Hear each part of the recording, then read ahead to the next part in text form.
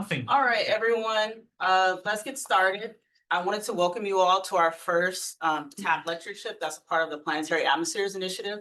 So before I start, I just want to thank my co-leads, Sukrit and Ty, who helped make this possible, and also Rosie and Audra, who helped with the logistics today. And so I wanted to just do some housekeeping just for some TAP stuff. There's also the Graduate Student Research Prize that's due December 15th. If you scan that QR code, you should be able to go to the application. If that's not your thing, you go to the website and go to this, what is it? The Student Programs tab. And so there's a $1,000 cash prize and also an opportunity to present at the Spring 2026 Colloquium. All right, so it's my honor to introduce Caroline Piaulet-Ghorayeb, who's a postdoc at the University of Chicago. She completed her bachelor's in physics at the University of Montreal in 2018. Fun fact, she also did a stint in particle physics. I completed my PhD last year. Oh, my bad. Oh, bachelor's, yeah. It made me all just... Sorry, I'm so sorry. I'm also a little bit nervous. But yeah, completed her bachelor's in physics at the University of Montreal in 2018. My bachelor's, sorry. I thought you meant my PhD. No, we're almost there. I know you're very accomplished. And so after undergrad, she started her PhD in 2019, also at the University of Montreal within the Trottier Institute for Exoplanets Research. She earned her PhD in 2014 by being a leader in exoplanet transit spectroscopy using facilities like JWST, HST, and also Spitzer. She has created open source tools to connect the internal structure and composition of exoplanets to the observations we can see. And so since leaving the University of Montreal, she has joined the University of Chicago as a Margaret Burbridge Prize postdoctoral fellow, where she continues to lead the field and the study of exo-Neptunes and exo-Earths. So thank me in joining her, and welcome to Arizona. Everyone. Thanks, Brittany, for the introduction. Sorry for the interruption, and yeah, really glad to be among you today and to visit Arizona, where the weather is so nice here and so not nice in Chicago. Yeah, so my name is Caroline, and I'm a postdoc at Chicago, as Brittany just said. And today, I'm going to talk about a few ways that we can think maybe differently about kind of the next steps towards finding the next building blocks that we're going to need to get to habitable planets, and maybe thinking broader than a typical Earth 2.0. So to begin, I'll talk about kind of the main things that we think about when it comes to habitability. So the first thing maybe we think about is understanding what is the distribution of water in planetary systems, and specifically where liquid water conditions can be met. And so for this, you think about potentially the habitable zone, so temperature conditions. You need the presence of an atmosphere, especially for a rocky planet. This isn't guaranteed. And there might be some more exotic compositions on even larger planets that are not the same as kind of the terrestrial planets in our solar system, but might also allow for liquid water. So today we'll kind of take a tour. We'll first talk about a rocky planet, where we're trying to figure out whether or not there is an atmosphere, kind of in this broader context of searching for atmospheres on temperate rocky planets. Then we'll talk about water on sub-Neptune exoplanets. So those are planets larger than the Earth, but smaller than Neptune, but that still have thick gas envelopes, so significantly different from our solar system terrestrials. And finally, I'll talk about some perspectives on how now with the type of JWST data we can get for the atmospheres of these sub-Neptunes, we can start bridging the gap between their atmospheres and their. So first, starting with TRAPPIST-1D. So I'll give kind of a little bit of context in terms of our search for atmospheres on rocky planets, but also for the TRAPPIST-1 system in particular.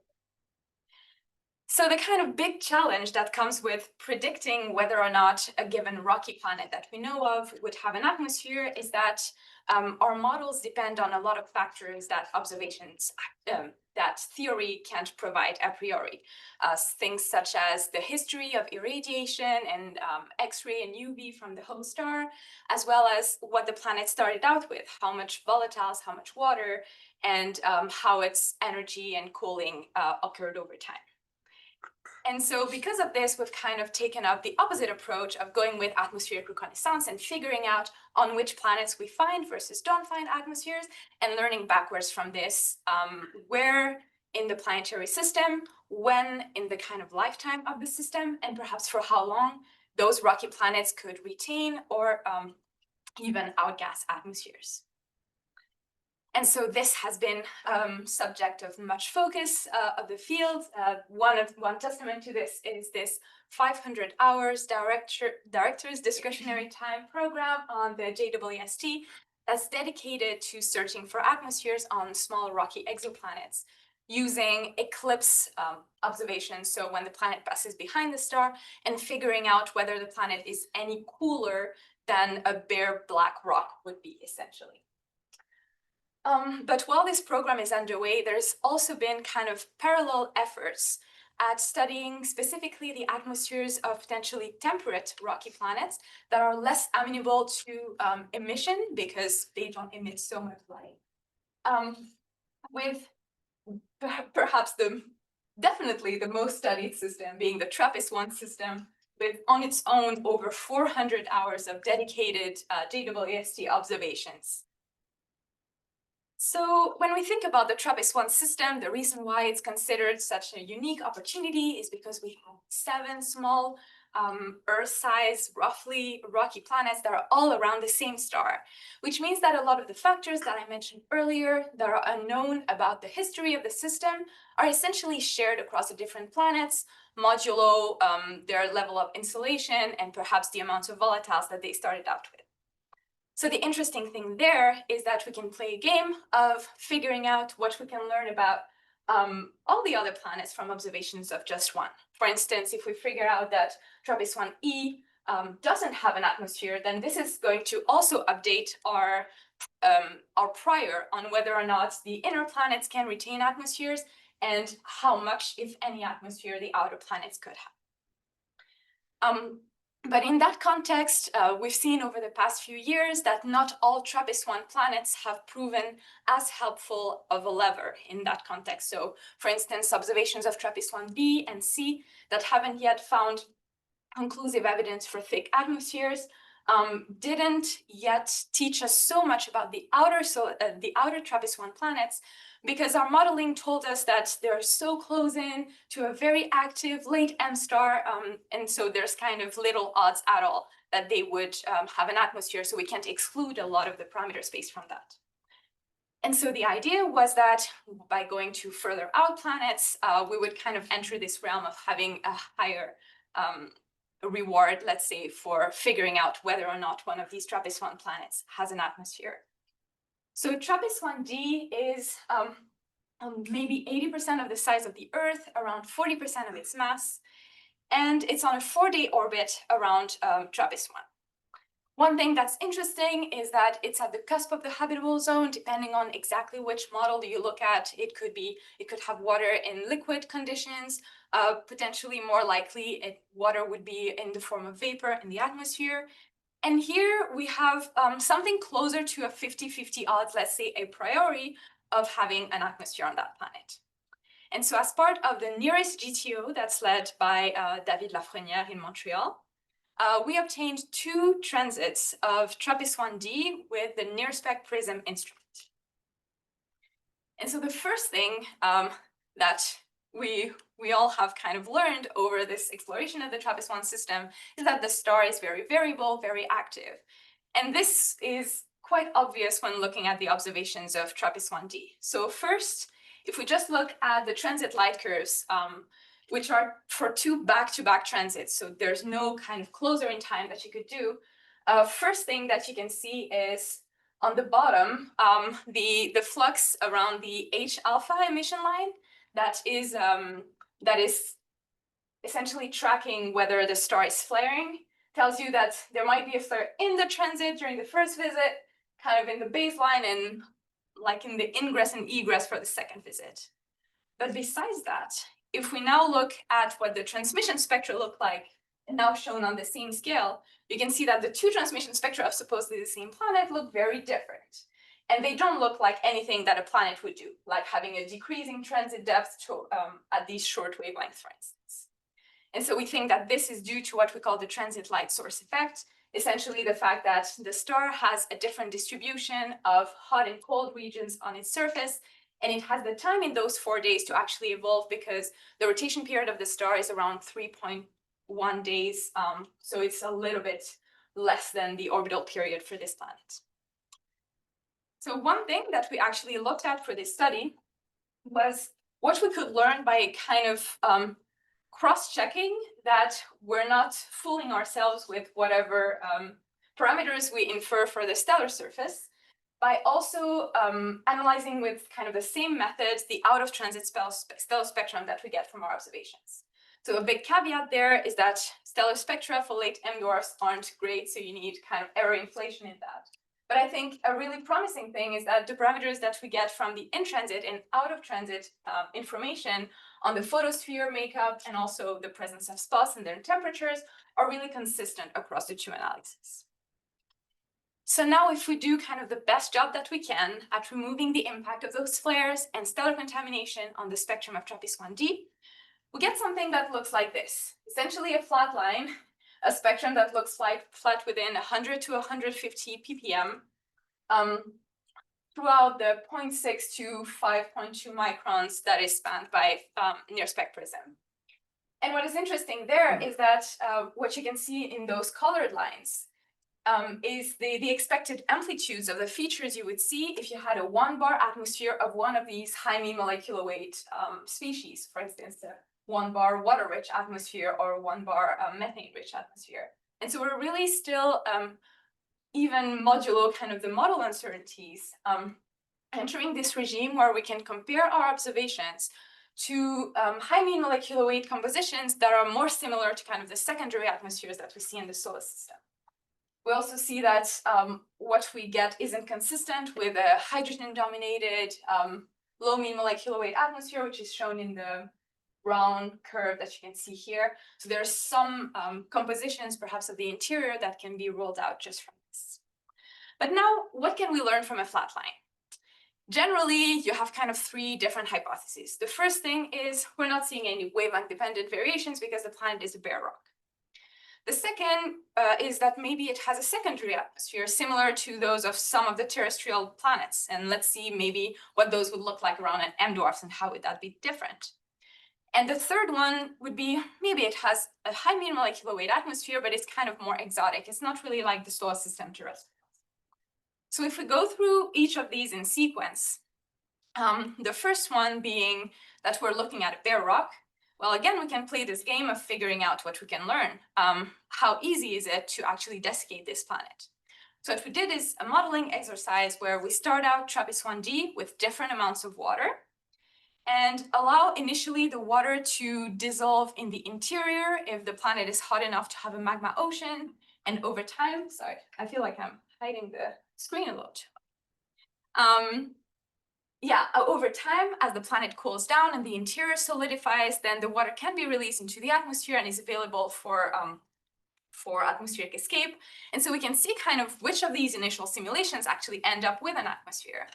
And what we find is that within the context of this model, if the planet started out with anything more than about 4 to 8 Earth oceans worth of water, then we would expect it to have an atmosphere to this day. So what this means for the inner planets is that if this is correct, the inner TRAPPIST-1 planets must have formed dry for TRAPPIST-1d to be desiccated. The second thing is that we can look for kind of analogs of what we see in the solar system.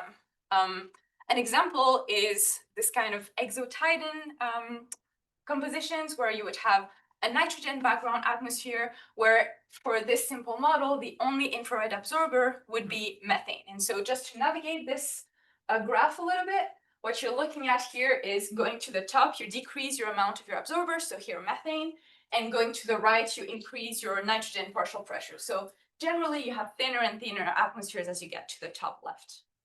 And the shaded region is essentially what is consistent with our observations, ruling out things like Titan, the atmosphere of Titan, even when we consider aerosols.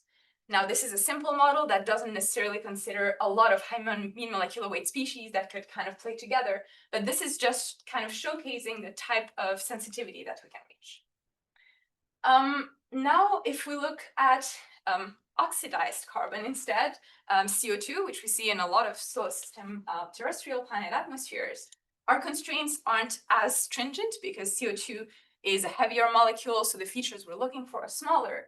But still, kind of thick CO2-rich atmospheres like that of early Mars or Venus, if it didn't have any clouds, are kind of very optimized.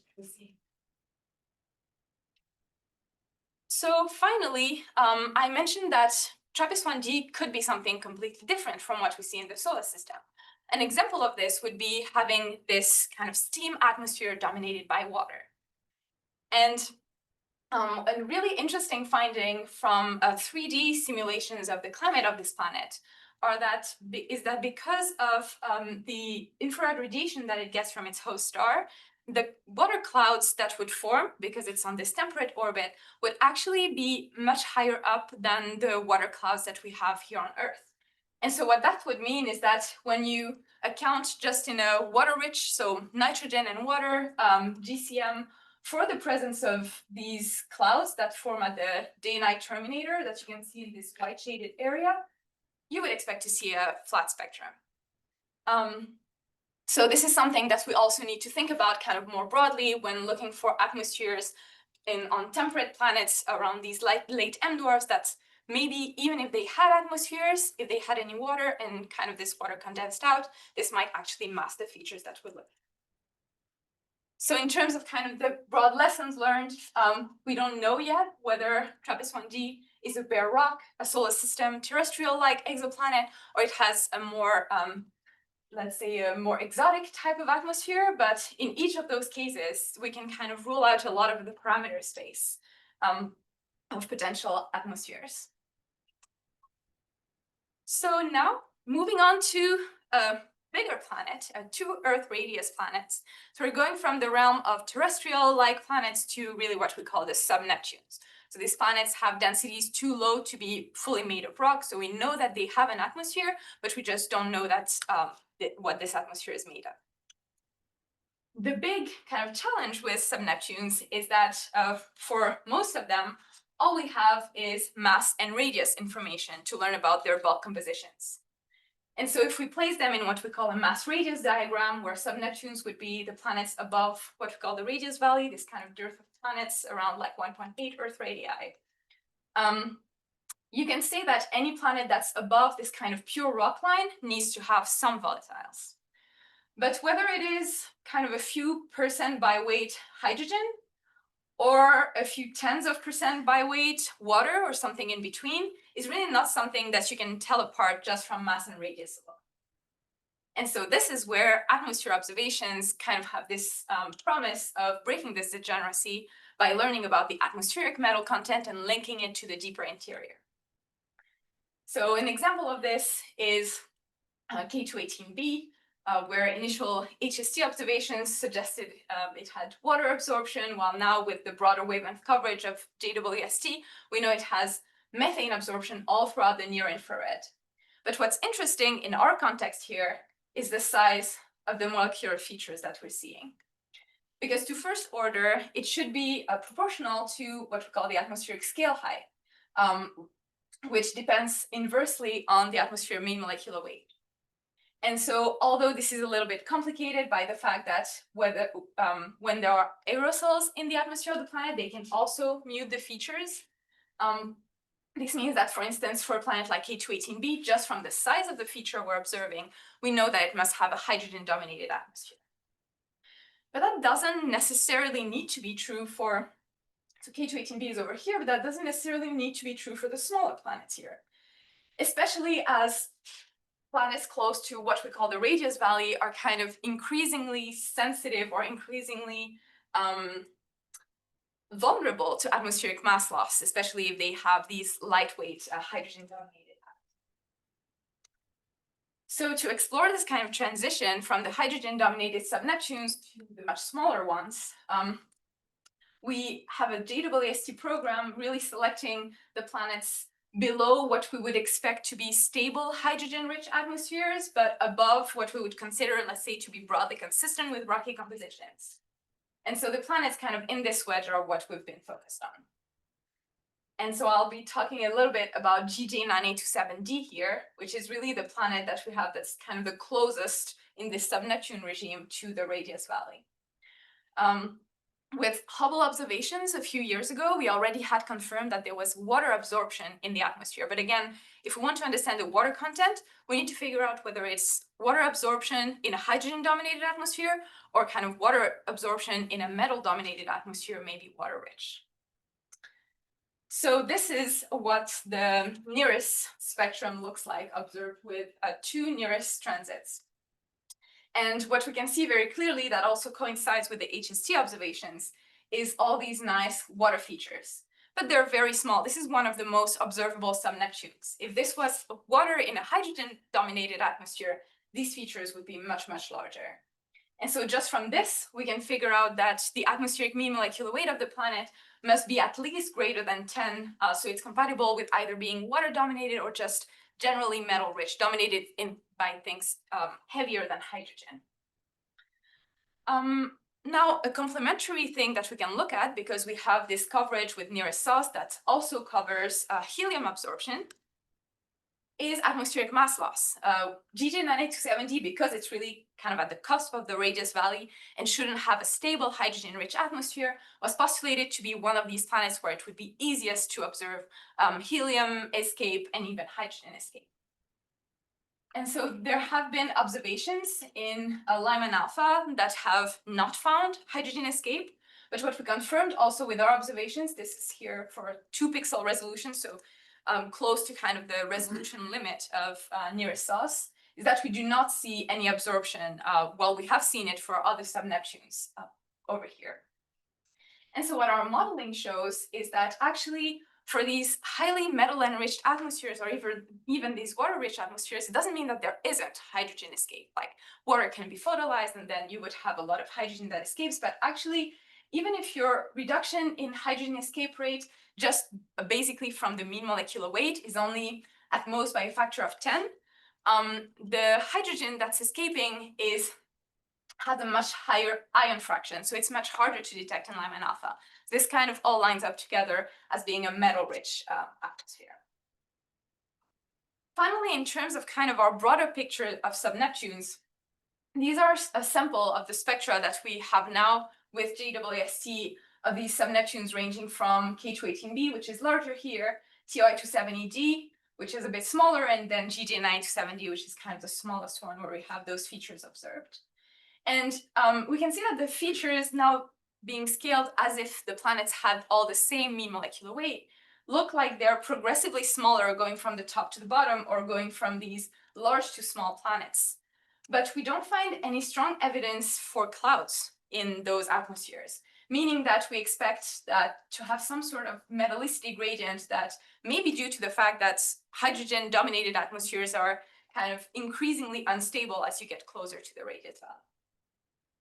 Another perspective that's really interesting here is thinking about this in the context of aerosols.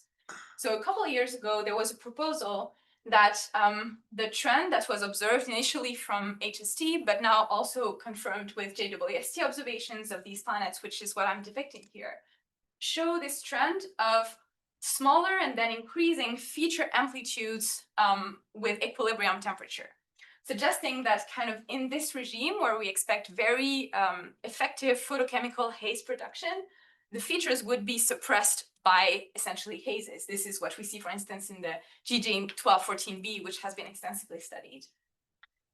But instead, what we see for those planets, as I just mentioned, is that this decrease isn't due to the presence of aerosols. It's mostly due to increasing mean molecular weight. So we expect a lot more chemical diversity in those sub-Neptunes that probably warrants kind of further study to really decipher the effect of chemistry versus aerosols in this parameter space. And just to kind of showcase what we can do now with JWST is having some constraint on the mean molecular weight of these planets, we can actually debias this trend and figure out actually in terms of true atmospheric scale heights, what does this look like? And in this case, it's much less clear that there would be any trend. What we can see is, for instance, in this part of the parameter space where you have a very cloudy planet like GJ1214b, you also have GJ927d but they have both very different atmospheric chemistries. For instance, DJ98270 doesn't show very strong evidence for methane, which could be a photochemical precursor. So I think this kind of third dimension of chemistry is really what we're missing to understand this picture. So as a summary, for DJ98270, we found water absorption with NIRIS all throughout the near-infrared, confirming that the planet has water in a metal-rich atmosphere and starting to kind of draw some tentative trends in the compositions of these small sub-Neptunes that are much more sensitive to being carved by mass loss.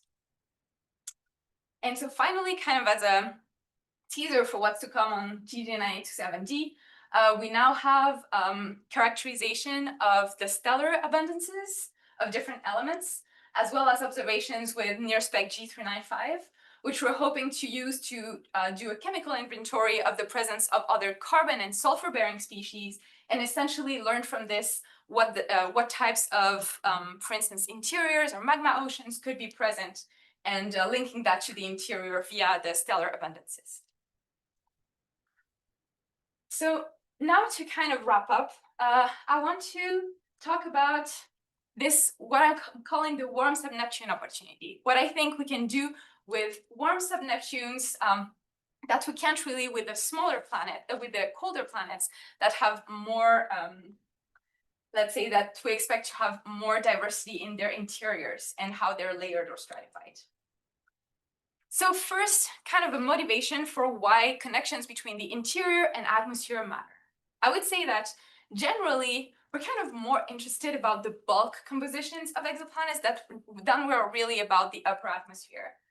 For instance, the atmosphere, things that are outgassed into the atmosphere can tell you about the deep interior compositions, such as, for instance, what has been proposed is that a lot of sub-Neptunes actually have molten magma under the hydrogen because of the greenhouse effect, which could allow for chemical exchanges between the hydrogen and water dissolving into the melt and other species being essentially outgassed into the atmosphere. And so if we can learn from those chemical signatures that we find in the upper atmosphere, what is going on in the interior in terms of the initial oxygen or hydrogen or carbon budget that the planet started out with, this is where we can start linking with planet formation models. Another thing is that different formation models will predict different distributions, especially across this sub-Neptune population, because we have no example of a sub-Neptune in the solar system. There are all these uncertainties, and they will predict different distributions of core masses or ice mass fractions, for instance, that we would like to be able to compare with observations, but for now, we really can't. And so the main reason for this is, as I mentioned, different masses and radii are kind of degenerate in terms of the potential division. If we start with this planet that has a certain mass, a certain radius, and let's say this is the core mantle and hydrogen envelope, well, I could make a planet that has the same mass and radius for the same equilibrium temperature if I just change a little bit the ratios in the interior and change the envelope composition to be much more water-rich, for instance. Same thing, if I have a different core composition, I could again reproduce all of those observables. And finally, the kind of breakdown for this connection between interiors and atmospheres has been the fact that we don't even know whether the observations that we have of the upper atmosphere are actually representative of the deeper envelope. Because what we're observing is really what's up here, is really kind of the thinner upper layers of the atmosphere. So this is where I think warm sub-Neptunes become really interesting. In this framework that I'm showing here, we have temperature increasing from left to right, with the different types of sub-Neptune compositions or sub-Neptune structures that we could expect depending on the temperature. For instance, for the coldest sub-Neptunes, well, we could have actually a layer of liquid water if the hydrogen envelope is kind of thin enough that you don't cross into supercritical water. So an example of this is here you're looking at the water phase diagram.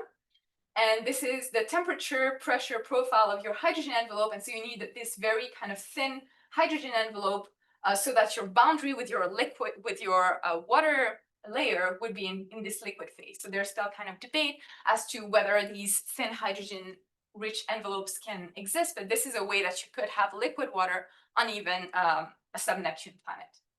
But for anything that's kind of has a little bit of a thicker hydrogen envelope or is a little bit warmer, you would expect instead to have water at this boundary be in the supercritical state. And so why this is really interesting is because in those conditions, water and hydrogen are highly miscible with each other. So a way to visualize this is this very nice paper by Akash Gupta from last year. So the way to navigate this plot is have temperature that increases from the bottom to the top, and you're going towards the interior of the planet, increasing in pressure from the left to the right. And so what you can see in the gray part of the parameter space is where water and hydrogen would remain mixed, versus on the right, kind of at the same pressure being at lower temperatures, where hydrogen and water would be separate.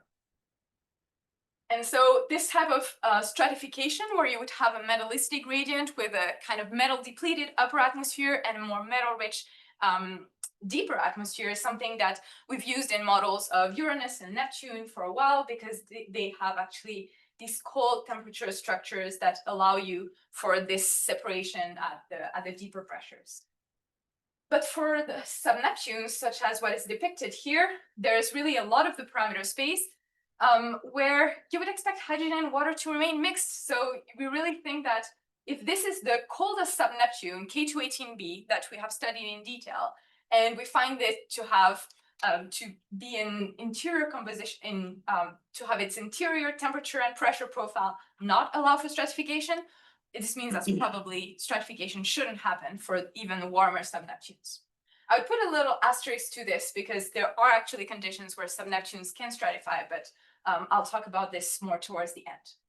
But the main kind of upshot of this is that if you have a warm sub-Neptune, what you see in the upper atmosphere with JWST, if actually hydrogen and water are mixed and you have potentially these results from ingassing and outgassing from the interior that end up in the atmosphere, it could be actually representative of your bulk envelope.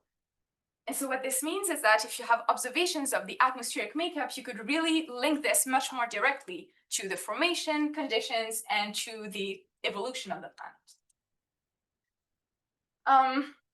Another perspective shift from JWST is the fact that the common conceptions that we have about how to relate masses and radii to planetary compositions might actually be biased.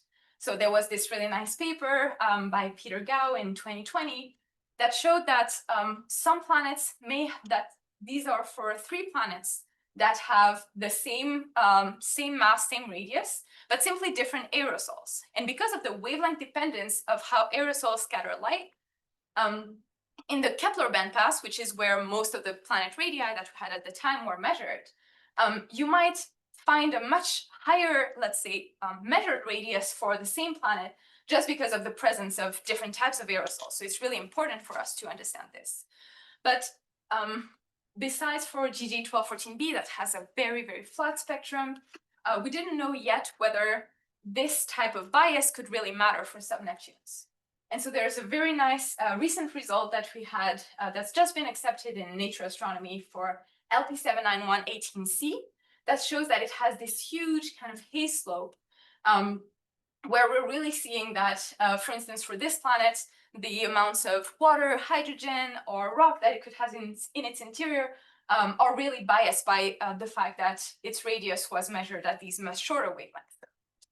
And so this is where the importance of actually using real atmosphere models to compare to interiors instead of, for instance, either thermal atmospheres or atmospheres that do not have those clouds and hazes becomes super important. Because an example here is that for typical atmospheres, we assume that the photosphere radius is around 10 millibar, which let's say is around here. This means that if we measure this radius, then we're going to infer a certain amount of hydrogen, helium in the atmosphere of the planet. But if the true photosphere radius is much higher because of this effect of scattering by hazes, for instance, then because we would erroneously assume that we're probing deeper into the atmosphere would really kind of bias our estimates. Another thing is that we know that the atmosphere profiles of planets and in terms of how their temperature varies with pressure actually changes a lot based on based on the type of host that they're around and the balance of kind of UV, infrared to visible radiation that they're getting, as well as their chemical compositions.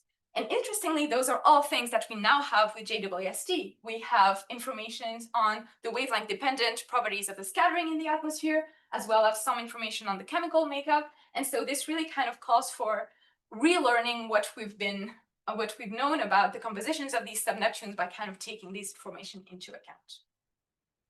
And so this is why I've developed a modeling framework called ASNAIA, where we use for the atmospheric composition the information that we have from retrieved properties from planetary spectra on the scattering properties and chemical compositions of the atmosphere, as well as for the interior, we can use priors on the stellar abundances and extract informations from this that are actually relevant, because these are very wide parameter spaces. So learning like metallicity, aerosols, potential vertical mixing. And then we link this to atmosphere interior models to have an estimation of what range of interior compositions, for instance, the mass fraction of rock, the mass fraction of irons, or the mass fraction of the envelope that are consistent with our observations. And finally, within the Bayesian estimation network, we actually get posteriors on all of these properties, but now informed by the atmosphere composition. And so what I think the next step is, rather than doing this kind of planet by planet as we've been doing it now, is to kind of go from planet by planet approaches to really looking at this as a population.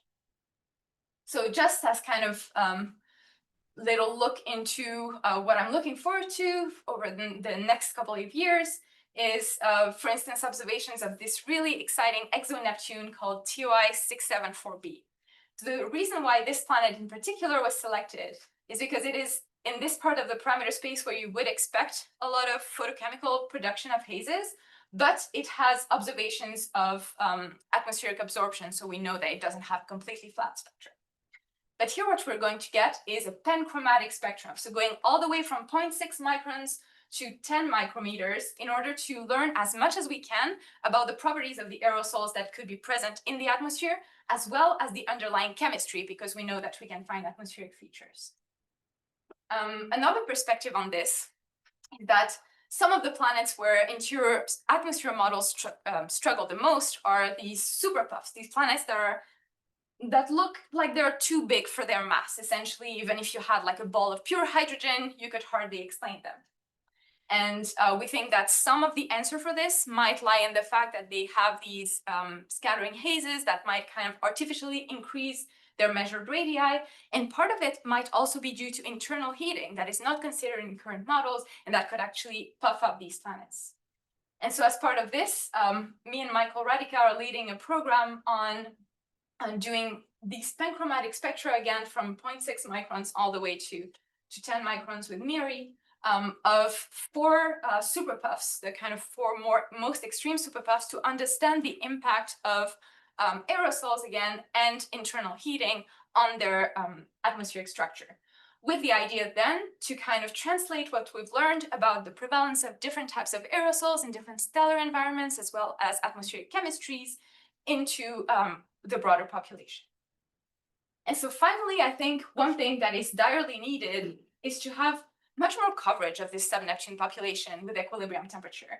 Because now that we know that equilibrium temperature isn't the only dimension we should be looking into, since they show a chemical diversity, we will probably need a much larger sample to essentially figure out whether there is any trend that is driven by the diversity of aerosols between potentially cloud-free atmospheres at these like 900 to 1000 Kelvin before the onset of silicate clouds, to these very hazy atmospheres in kind of the 350 to 800 Kelvin range.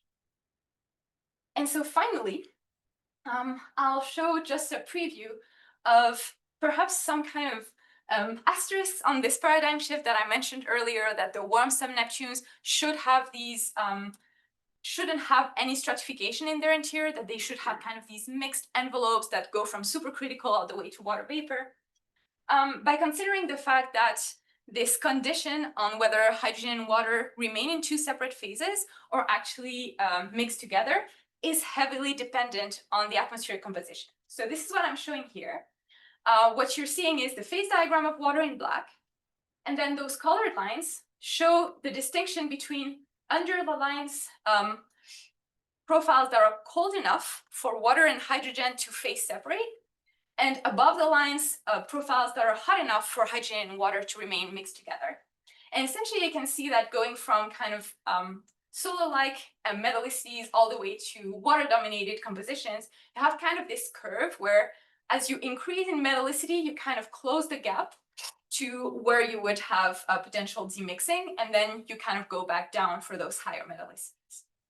And what I'm showing here is kind of self-consistently calculated atmosphere models linked to interior models for metallicities, either solar or highly supersolar, like a 0.8 in terms of water mass fraction, which is a lot of water.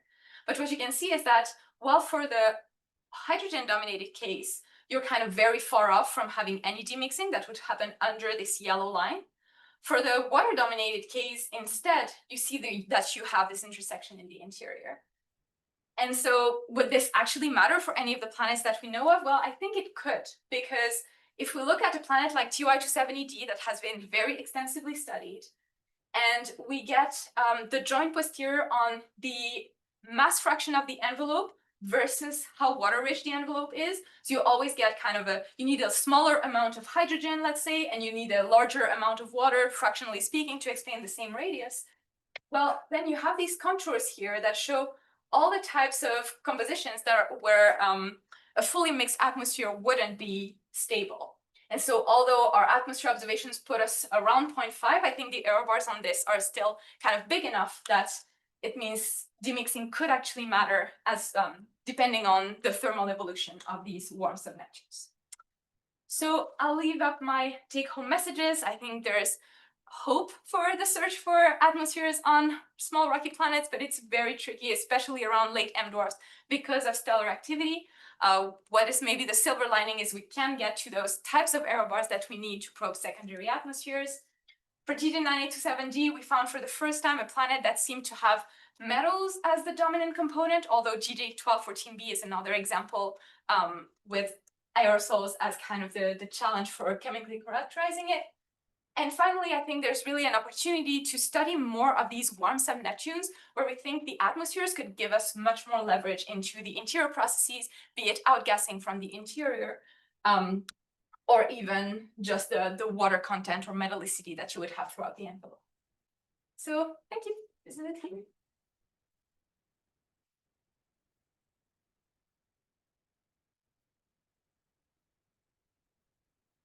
So now we'll have time for questions. I'm not sure how well the mic can hear people in the room. Can you repeat the question when you're answering, please? Thank you for a very engaging talk. The question I kept thinking all the way through, and you've mentioned it a few times in passing, was the thermal evolution of the planets themselves, which then is a whole other dimension of diversity. So how do you try to fold that in thinking about these things? Yeah, so the way that I think about it is that now we kind of learn about those end results, let's say compositions. The thermal evolution is really something that we need to incorporate, but with the complication that, yes, we're talking about thermal evolution, but we're also talking about compositional evolution over time.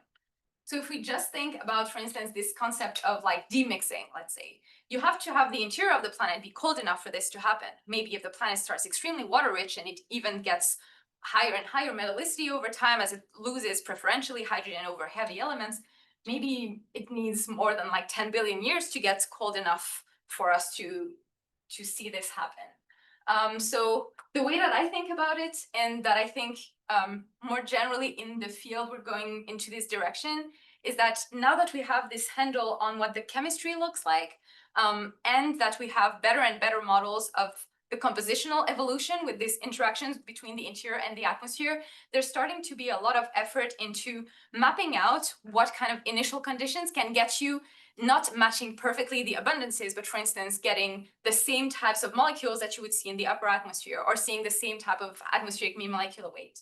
So I think this is very tricky because those are very degenerate spaces, so you kind of need to pick the most important variables. But I think maybe the next step would just be seeing with this diversity first in metallicity, maybe before the chemistry, what we would expect in terms of maybe the cooling curves of those exoplanets. Yeah. Thank you. But it is definitely the next step. I would say, like in this kind of demixing work, for me, the next step is to kind of figure out whether those planets even get ever cold enough for this to happen. Because it would be interesting for interior atmosphere connections if they don't. It would make kind of things easier. Yeah. So, oh, sorry, I didn't repeat the question. Realize I will do better next time. For some of these warm mixed Neptunes, do you have any thoughts as to whether the water is needled from the primordial nebula or if it's outgassed? Yes, so the question was, for those planets that have these mixed envelopes, how can you disentangle whether the water you're seeing is coming from kind of initially accreted ices or from outgassing from the interior? Am I framing this correctly? I would say that to answer this question, we need more than water. To answer these questions, we need actually abundance ratios of things like carbon-bearing species. For instance, like CO2 to water is actually a really good predictor of your mental C/H ratio if you had atmosphere-interior interactions over time. You couldn't get something like a pure water world if you had interactions from the interior and the atmosphere, because you would get some sort of carbon-bearing species, perhaps sulfur-bearing species in the atmosphere. So I think in order to figure out water origins, which is kind of the next step, we need chemical inventories more than just water. Just water isn't enough to tell you where the water is coming from, I would say. We do have a Zoom question. Mhm. So Everett asked, well, first, excellent talk and work on many kinds of planets. On the topic of trends in sub-Neptune atmospheres, how many new JWST planet spectra do you think would be needed to uncover a strong trend in mass or equilibrium temperature? Yeah, so I have made this calculation as part of a JWST proposal. So for equilibrium temperature, what you need really is not just more planets, but it's more planets where you have reliable mean molecular weight measurements. And you can't kind of know that a priori, because for a planet like GJ1214b, for instance, even if you can kind of forward model your way into knowing it has to be high metallicity, you can't really get a good handle on the mean molecular weight. And so probably you would need another dozen sub-Neptunes, and you need maybe 5 to 7 with well-measured atmospheric mean molecular weights to have your equilibrium temperature trend, I would say. In terms of mass, it's much trickier, I would say, and because you have this, you will have planets that will be in the same mass radius space if they're very, that will have the same type of radii, but a variety of masses, and that can have differences in metallicity that I think we can't only attribute to atmospheric escape. And so that's why I think for kind of the mass dimension, I would focus on kind of the smaller sub-Neptunes, where we could see just the effect of essentially gravity for the same equilibrium temperature on whether you can retain a metal-rich atmosphere or you can kind of stay with your initial hydrogen-rich atmosphere. So I don't have a good answer, but I think we should go for as many low mass, low gravity, kind of small sub-Neptunes as we can, because those are the ones where we can kind of know that atmospheric escape is really playing a big role in shaping the metallicity.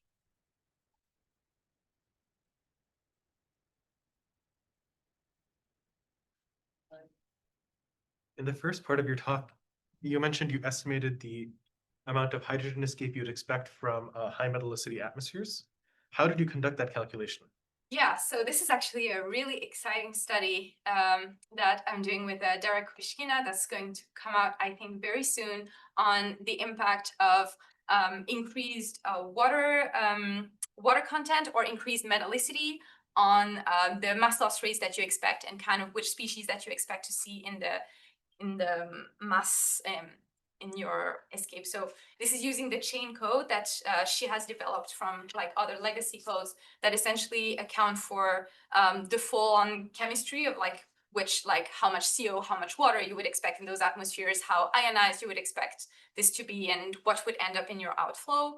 I would say be on the lookout for that paper. There's really interesting trends in even like just the impact of metal enrichment versus water enrichment and how you would expect your mass loss rate to evolve. And I think we're really just starting to scratch the surface, because since this is composition dependent, it also means that it is equilibrium temperature dependent, if you kind of think about the chemistry as varying with temperature as well.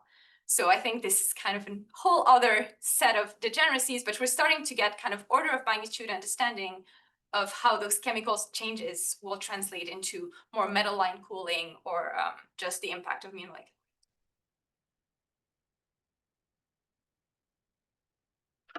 molecular. Given what you're finding for TRAPPIST-1, what do you think are the prospects for finding terrestrial atmospheres in the habitable zones of M dwarfs in general? Or to put it another way, what do you think would have to be different to find those kinds of planets? Yeah, so the question is, given the findings on TRAPPIST-1 planets generally, what are kind of the prospects for finding atmospheres on rocky planets or on temperate rocky planets around M dwarfs, and what would have to be different about maybe the planet or the stellar environment to have higher chance of atmosphere survival? I would say that I will start with a very careful note that I think the TRAPPIST-1 planets are especially hard to analyze because of the amount of stellar variability.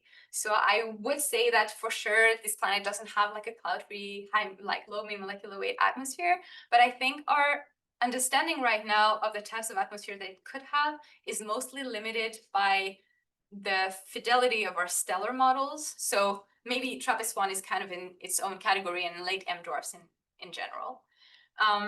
But I mean, in general, I feel like we kind of had this sense that around late M dwarfs, with all the flaring and all the UV and X-ray radiation, it was probably going to be a little bit trickier for planets to retain atmospheres.